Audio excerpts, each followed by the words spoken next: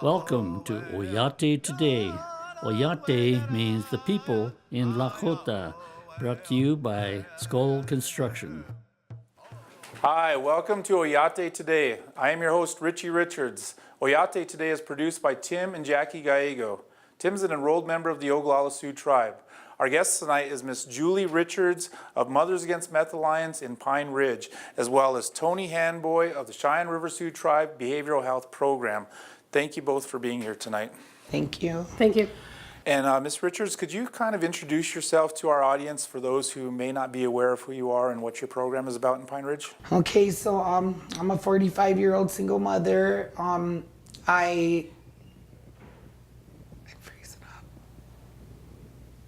I started the Mothers Against Meth Alliance 6 years ago to help fight the meth epidemic on the Pine Ridge Indian Reservation. It's a grassroots-led program. I'm a recovering alcoholic, a recovered cocaine addict. Sure. And it's really, similar to the meth, what the kids are going through with the meth addiction. Sure. Cocaine addiction is pretty similar. Awesome, and you're doing great work, Julie, and we'll get more into that as the show goes along. So I thank you for being here tonight. Ms. Handboy, could you tell us a little bit about yourself for those of us who are not aware of you and your work you're doing in Cheyenne River? I'm Toni Handboy. I work with Cheyenne River Sioux Tribe's Behavioral Health Program. I'm a certified addictions counselor, integrated care case manager, so I work with both programs, mental health and substance abuse.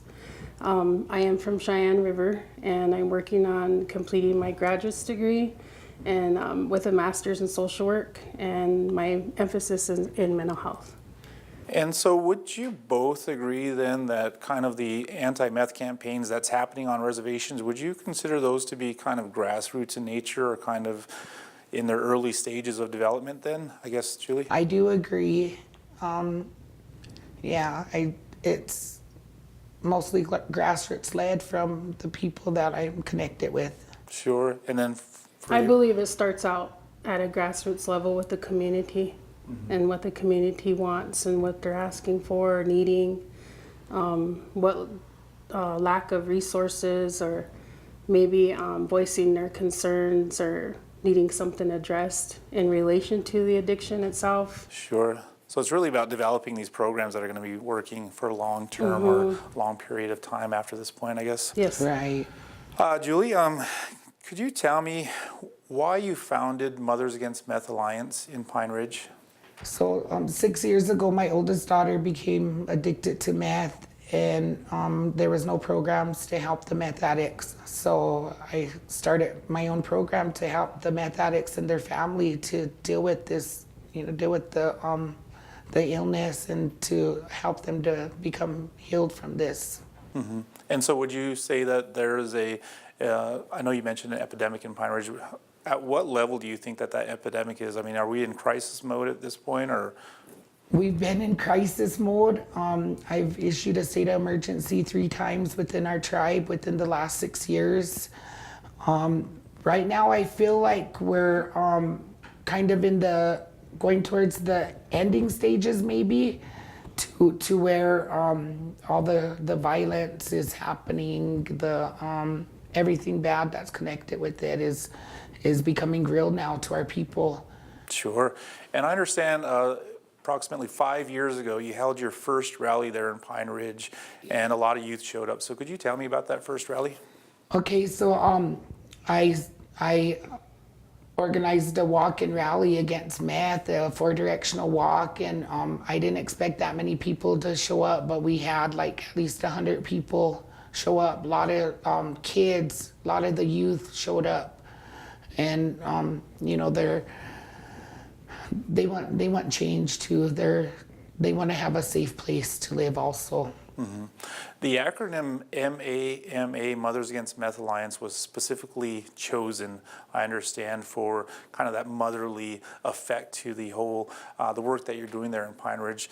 I guess my question being is, it's definitely youth focused, so what role do youth play in your program? How important is it for you to engage with the kids and the youth of Pine Ridge and the area? So my program is mainly focused on the youth right now because that's the highest rate of upcoming addiction to meth. From 12 to maybe 21 years old. Those are the ones that I really reach out to and bring in and, you know, let them know that there's hope. Let them know that we believe in them. Let them know we love them. Because that's all they want to hear, you know. They need that little bit of hope. And, you know, that could bring them out of the addiction. Just one person saying, I believe in you. I love you. Sure. And, you know, the youth follow each other. They watch each other. They want to be like each other. So if we have these ones healing from this, the other ones are seeing it. And then more of them are coming in. More of the family, you know, the mothers are coming in also. So I basically take the kids under my wing, and, you know, they all call me Mama. Nobody calls me Jules anymore down there. It's just Mama. Mm-hmm. That's a really good, I guess, name to carry for yourself, is Mama of Pine Ridge. Yeah. Could you tell me about your patrols? I understand that these happen on a daily, nightly basis for you, and you're doing it on a grassroots level, basically out of your own pocket, out of your own time. So could you tell me about these patrols and what you experienced during these patrols? Okay, so the reason why we started the patrols was because of Emily Bluebird when she came up missing, and we helped find her, right? And so from that night on, I thought, you know, we can't have any more violence like this. We can't have any more of our women disappearing or our men. And so I started patrolling. Every night I'd go out and patrol the streets till probably 5 o'clock in the morning.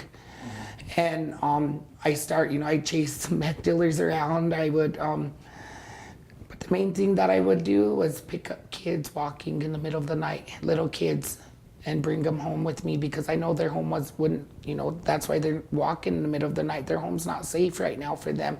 So I'll bring them home with me and until their home is safe. When you say little kids, what age group are we talking about then? Wow, the youngest kid that I picked up was 6.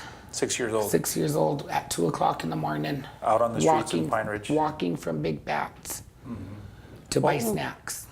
Mm-hmm. And so he was just out, and you decided to pick him up? And... Yeah, I pulled over. They get scared, and I pull over. I'm like, I'm here to help you. I'm not going to hurt you. You know, I have to explain to them first, and then, like, you know, let's get in. I'll give you a ride, you know. And I do check in at their homes. I don't just take them and steal them. You know, I'll check in their homes, which I already know that it's not safe.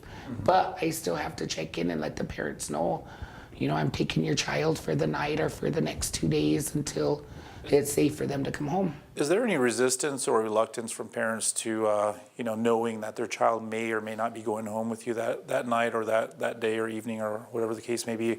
Is there some type of resistance from the community when it comes to your involvement directly with their child and taking them to, I guess, your residence? No, like a lot of people would rather send their kids to my house.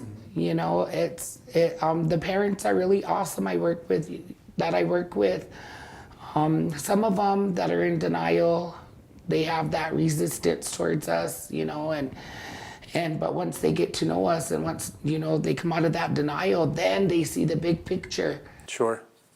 And so I understand you're working on your nonprofit status and you're taking the steps to get to that point. Yes. But you're also working with the minimal budget. I understand you have a PayPal set up. You take donations from different, I guess, people from across the country as well. And so working with that minimal budget then and little support from the tribe, from the Oglala Sioux tribe,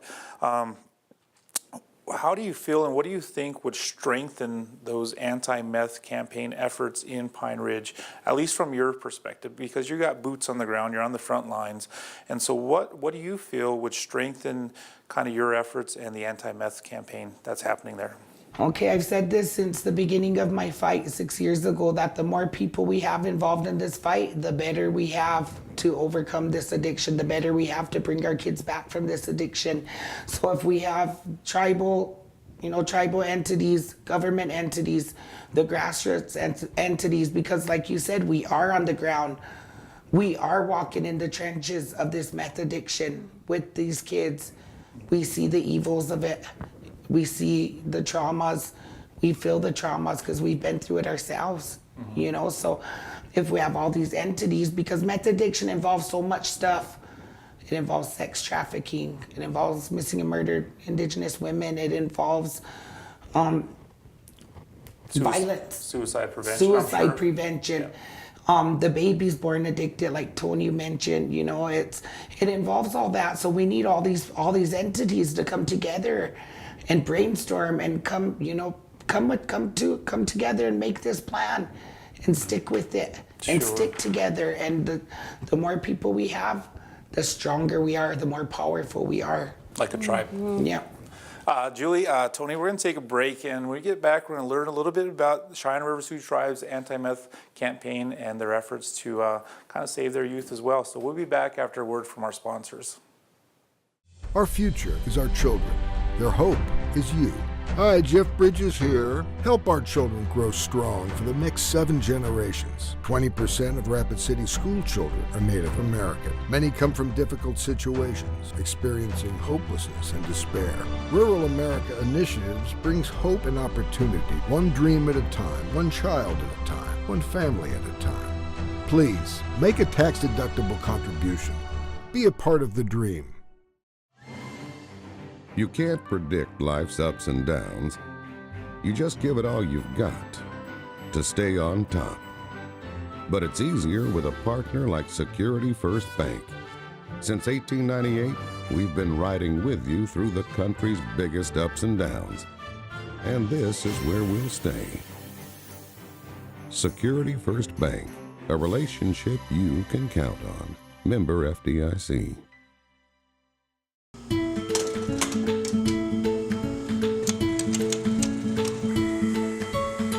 You know, it's really busy in the coffee house, not just in the morning, but all day long. And it's really important that we serve our customers hot coffee that's ready for them when they're ready for it. We get that, Michelle. And our team at Black Hills Energy will make sure you have the electricity you need to keep that Java nice and hot. Speaking of hot Java, how about a cup for the road? Black Hills Energy. Life sponsored by Energy.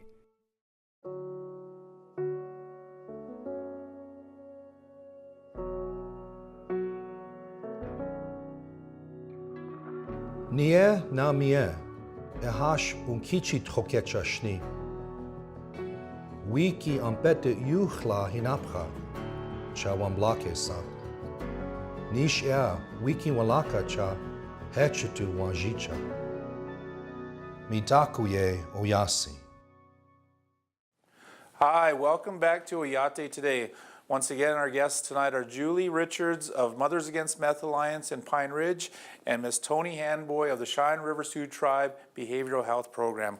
Thanks again for being here, both of you, and thank you for your discussion there, Miss Richards. That was awesome. So, Miss Handboy, could you talk to me, I guess, what got you involved in the anti-meth campaign or the anti-meth efforts in Cheyenne River then? It started out with being a recovering meth addict.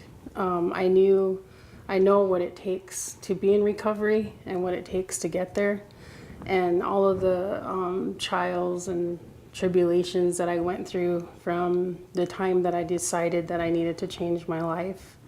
And how it really moved me is when I knew that I no longer wanted to live, and I knew it was either a choice to live or die. And so I chose to live with a purpose. And so when I made that commitment to combat meth and on our reservation on Cheyenne River, I listened to the community. That's how it started. I listened to everyone else's voices, not just my own. I listened to other people's concerns, sisters, brothers, children, grandmas, and they were asking for help. They all wanted to come together to figure out what we can come up with for solutions on Cheyenne River. And so was this how the, it's called the Walk By Wash Day Community Coalition developed then? Yes. And could you tell us a little bit about that? It started on social media. Of course, everyone was saying we should do something. And so... I'm sorry, but what year was this in? In 2005. Okay. And so I set up a meeting. I said, let's have a meeting. And I posted it on social media of the place and the location. Got the word out there, let everyone know we're going to have an emergency meeting to talk about the epidemic on our reservation. And that happened in September. And when we had our meeting, it was amazing, because I didn't think there was going to be very many people, because not very many, people in our community wanted to really talk about meth or address it, or how do we start talking about what we can do to help.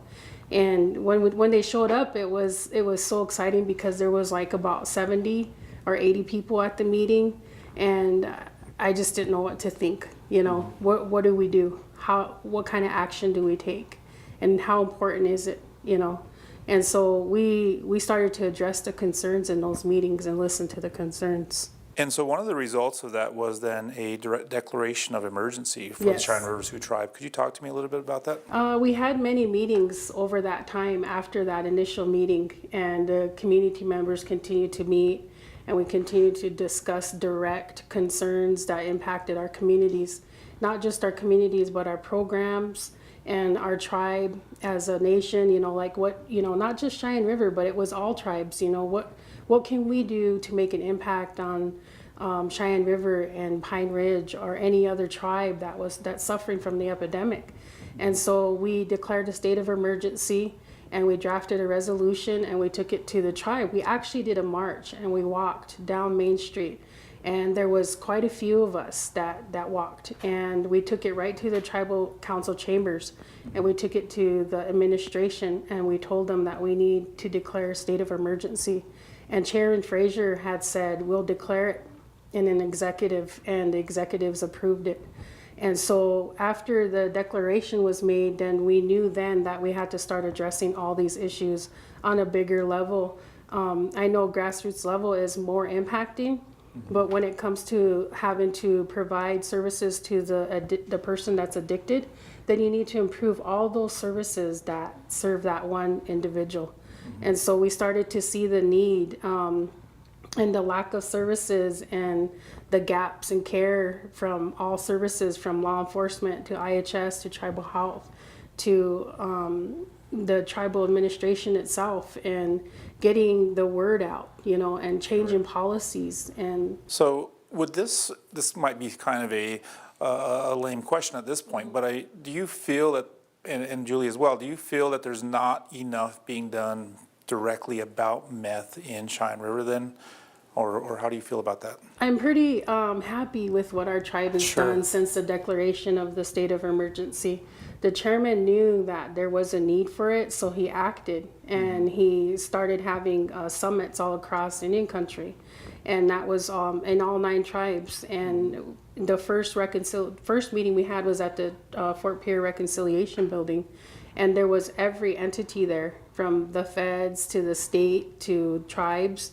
And we started to talk about it on a real level. We talked about the laws that are impacting our tribes relating to methamphetamines. And we got a narcotics division with law enforcement. I mean, action started happening. So Cheyenne River now has a narcotics division? We have a awesome. narcotics division. That's awesome. I understand part of your passion of your work is to work with addicted mothers addicted to meth that are pregnant, I guess. Excuse me. And so could you talk to me a little bit about that work that you're kind of involved in with pregnant women addicted to meth, I guess? I started to see, because I work in behavioral health, I started to see the lack in care, or the lack in response to addressing addicted mothers when they were pregnant, because of the risk factors that these babies go through before they're born. And then I started to see the impact that it was making when the state would come in and take the babies away if they were born positive with substances in their systems. And I didn't really see anyone else like addressing the concern as much as it needed to be addressed. And so I took on an action to start changing laws and policies that would serve those pregnant mothers if they needed the help, that we would have services available to them, and we would get them in. We have direct care now to get them into treatment if they want it. And that's detox, direct detox into our VOA Northern Rockies, Wyoming program. What's VOA exactly? Volunteers of America. Sure. And out of Wyoming, we can direct care them into detox, and they can go into treatment. And we also, work with other resources like Full Circle, New Start in Sioux Falls. That's under Volunteers of America as well. And then I started to go on a higher level with legislative policy in the state of South Dakota and looking at all the laws that are impacting pregnant mothers. And I know they passed a law now, in the state of South Dakota that they don't have to notify a mother if they're going to test them for substances in their system. They can test them. Do you think that's a gap in the system then? Do you think that's a hole in the system? I think it's a good policy change. I just think we need to put some more support behind it to help those pregnant mothers with treatment when they need it. And I think we need to treat them rather than incarcerate them. A lot of times they don't get their maternal health care because of that. They think they're gonna be incarcerated. And that impacts the baby, because then when the baby's born, a lot of times they'll take the baby away right when it's born, and then that mother is detached from that infant. Just so I understand, then you have a mother who's addicted, or excuse me, a pregnant woman who's addicted, refusing or not going into her meetings, regular meetings with her doctors, and then that kind of affects the child in the long run through the pregnancy and the kind of those meetings that are those appointments that she should be having. Wow, okay. Yep. We're going to take a break, and thank you for sharing that, by the way. We'll be back with Julie Richards and Toni Handboy after these messages. Native American children make up 20% of our school system in Rapid City. Rural America Initiatives, we have a capital campaign going on to build a first-class structure for these children. They've survived for 25 years in modular structures. It's time to bring them together to see this become a dream for these children come true. Please consider donating to Rural American Initiatives and all they have to offer, from Head Start to high school, in empowering American Indian youth in succeeding in their goals. It's really difficult in any medical clinic when we see patients injured in car wrecks who cannot afford the medical treatment that they need. So many of them had an insurance claim that they settled on their own without taking this into consideration. Of course, the insurance company won't open their claim after it's been settled, so they cannot get the medical care necessary to recover from their injuries. Before settling a claim, it would be wise to contact the insurance claim experts at Moore Faust Injury Law Group. Native Sun News has been voted the best weekly newspaper in its class for 2015 by the South Dakota and North Dakota Newspaper Associations. You can find a copy of the Native Sun News at many businesses and vending machines in Rapid City and the surrounding area, and on all 9 reservations. We publish every Wednesday, so advertisers and subscribers can reach our diverse readership by calling 605-721-1266. The Native Sun News covers the other side of the story. The aftermath from the recent hurricanes and tropical storms have devastated thousands of communities. You can help the millions of Americans who are affected by these storms. Show your support today. Go to our app or blackhillsfox.com/hurricane relief and make a donation today. Hi, welcome back to Oyate Today. Our guest once again tonight is Miss Julie Richards of Mothers Against Meth Alliance in Pine Ridge, as well as Toni Handboy of the Cheyenne River Sioux Tribe Behavioral Health Program. Once again, thank you very much for being here tonight. Ms. Richards, could you talk to me a little bit about the role that spirituality plays in the Mothers Against Meth Alliance anti-meth campaign in Pine Ridge? Could you talk to me about, I guess, sometimes all we have is prayer. And so could you talk to me about the role that spirituality plays in what you're doing? Okay, yes, I really believe in, bringing the kids back, because a lot of them grew up not knowing our Lakota ways, not knowing, that there's a role for each one of us in the circle of life in the, Oglala, within the Oglala Oyate. So a big part of what I do when a kid comes in, they're coming off of meth, maybe they're suicidal, I'll smudge them down and I'll pray with them, and I'll ask the ancestors to heal them. And I always tell them, you need to call your spirit back, because once you take that first hit of meth, your spirit's gone, and it leaves this part open for the meth spirit to come and overtake them. Sure. And so, when I went to ceremony a lot when the first days, and a lot of it was for protection and guidance. And that's what, I got, was to always smudge the kids down, and my house and the premises. Now, I understand you have a dream for Mothers Against Meth Alliance in Pine Ridge. Can you talk to me about that dream? I do. My big dream for mamas is to start a wellness village out in the country, away from, the agency. And I'd like to have at least maybe 5 cabins for the young men, 5 for the young women. It'll be run by the matriarchs and the nachas. Nachas meaning? meaning the headsmen of like the elders, Sure. our respected elders, to come and teach the kids our way of lives. Like the matriarchs would teach them, about coming into womanhood, and how to bead and how to sew and how to even cook and clean. And then the men, they'll teach them how to hunt, how to fish, how to take care of your families, in a good way. And how to be, if they're the oldest one, how the roles of the leader of the family for the male or for the female. And so, of course, it will be matriarchal ran, to be ran by the matriarchs, the elder, the grandmas. And I want, it's going to be all based on our spirituality, our Lakota way. Plus, we'll have the people there to do the rehab. We'll have someone there to help with the rehab. We'll have someone there to help with the spirituality part. We'll have different people there to help, but it'll be self-sufficient. That's awesome. I look forward to it. I really do. And so, Toni, could you talk to me about, you have two goals. There's a professional goal and a personal goal in Cheyenne River that you're hoping to accomplish in the near future. So could you talk to me about that?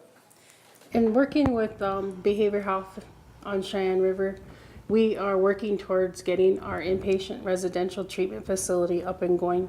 And so I want to be the champion advocator for that, to make sure that it's going to be done in a good, efficient time, that we don't wait another 3 years, because we need it now. So that's my professional goal.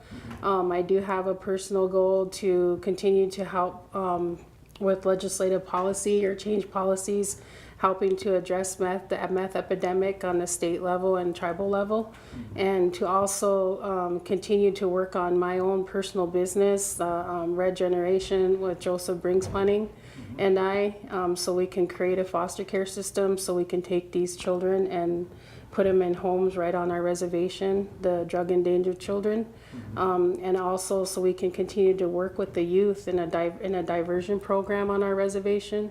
That's my personal goal and commitment.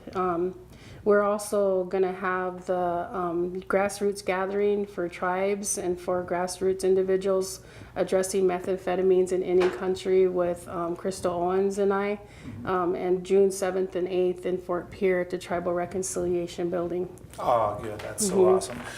Ms. Richards, I appreciate the work you're doing with Mothers Against Meth Alliance in Pine Ridge. I really do. I appreciate you being here tonight. Toni, I appreciate the work you're doing in Cheyenne River, and you're just two awesome Lakota women, so I appreciate you being here tonight. I want to thank our sponsors. I want to thank our producers. I want to thank Prairie Edge for hosting our show tonight. And I just wanted to remind you to go out and register to vote. Thank you for tuning in, and thank you for making Oyate Today a part of your night. You've been watching Oyate Today, brought to you by Scull Construction.